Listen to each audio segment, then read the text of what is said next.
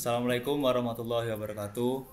Di sini kami dari kelompok 2 ingin mempresentasikan materi terkait jaringan server dan data center. Di sini berikut nama kelompok kami. Dan di sini latar belakangnya, data center adalah fasilitas yang dirancang untuk menyimpan dan mengelola data dalam jumlah besar, berfungsi sebagai pusat komando untuk aplikasi bisnis. Komponen utamanya meliputi server, sistem penyimpanan, HDD dan SSD, infrastruktur jaringan, serta sistem pendinginan dan kelistrikan. Keamanan juga sangat penting untuk melindungi data dari ancaman fisik dan cyber. Manfaat data center termasuk perlindungan data dari kehilangan, ketersediaan layanan yang tinggi, dan efisiensi operasional yang membantu organisasi mengoptimalkan sumber daya.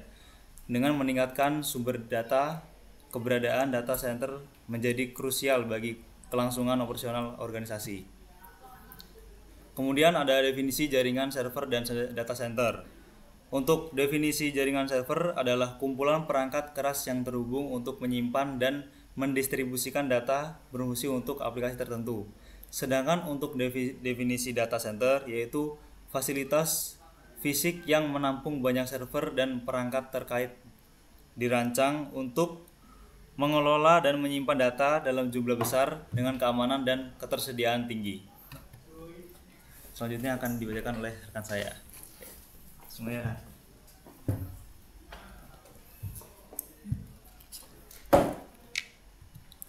Selanjutnya, apa itu jaringan server?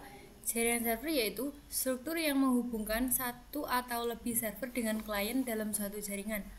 Fungsi jaringan server yaitu menyediakan layanan dan data, mengelola akses dan hak pengguna, mengatur lalu lintas data, keamanan data.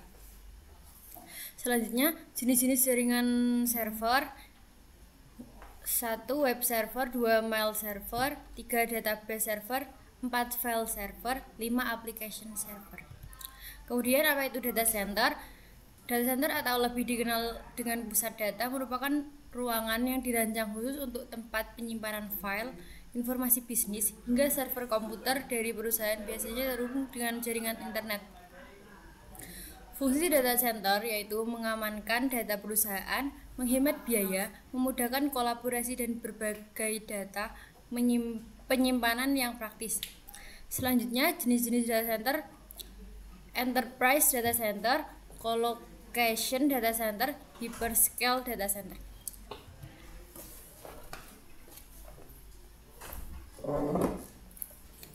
Selanjutnya, komponen utama jaringan server. Yang pertama ada hardware.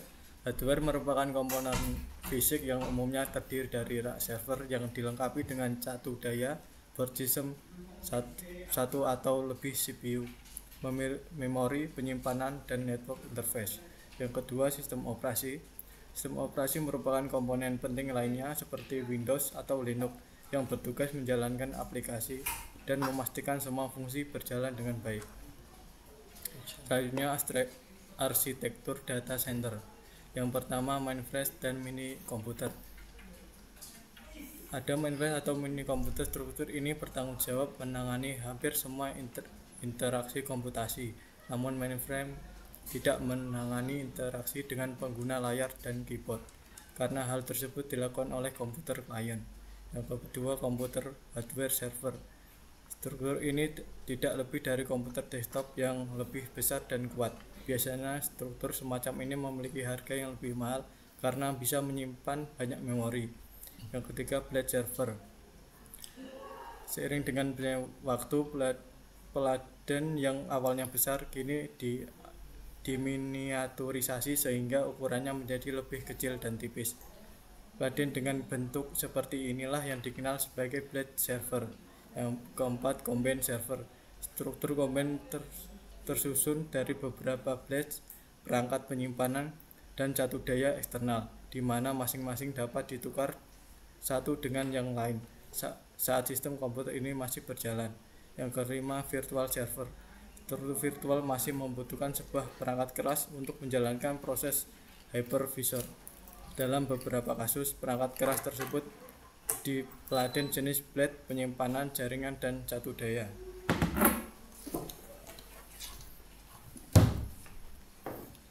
Selanjutnya ada keamanan dalam jaringan server dan data center. Pertama, kontrol akses. Menggunakan sistem autentikasi yang kuat untuk memastikan bahwa hanya pengguna yang berwenang yang dapat mengakses data dan sistem. Otoritas yang tepat untuk membatasi akses berdasarkan peran pengguna. Kedua, ada kontrol akses. Enkripsi adalah proses mengubah data menjadi format yang tidak dapat dibaca tanpa kunci deskripsi. Ini melindungi data saat transit, misalnya saat dikirim melalui internet dan saat disimpan di server. Terakhir ada firewall dan IDS atau IPS. Firewall berfungsi sebagai penghalang antara jaringan internal dan eksternal, memfilter lalu lintas berdasarkan aturan, keamanan, sistem deteksi intruksi, IDS, dan sistem pencegahan intruksi, IPS, memantau lalu lintas jaringan untuk mendeteksi dan merespons ancaman secara real time. Kesimpulan, jaringan server dan data center adalah fondasi penting dalam infrastruktur TI modern yang berfungsi untuk menyimpan, mengelola, dan memproses data dalam skala besar. Dalam konteks ini, arsitektur jaringan yang efisien dan andal sangat diperlukan untuk memastikan ketersediaan dan beberapa layanan. Data center harus dirancang dengan mempertimbangkan faktor-faktor seperti redundansi, pemulihan bencana, dan efisiensi energi untuk mengoptimalkan operasional. Selain itu, manajemen sumber daya, termasuk virtualisasi dan cloud computing, memungkinkan organisasi untuk meningkatkan fleksibilitas dan skalabilitas. Namun, keamanan tetap menjadi perhatian utama, mengingat ancaman yang terus berkembang, baik dari serangan cyber maupun risiko fisik. Oleh karena itu, penerapan kontrol akses yang ketat, enkripsi data, dan serta kebijakan keamanan yang jelas sangat penting untuk melindungi informasi sensitif. Dengan mengintegrasikan semua elemen ini, dari infrastruktur fisik hingga kebijakan keamanan organisasi, dapat menciptakan lingkungan tidak hanya efisien dan responsif, tetapi juga aman dan dapat diandalkan untuk mendukung kebutuhan bisnis yang terus berkembang. Sekian presentasi dari kelompok kami. Kurang dan salahnya mohon maaf. Wassalamualaikum warahmatullahi wabarakatuh.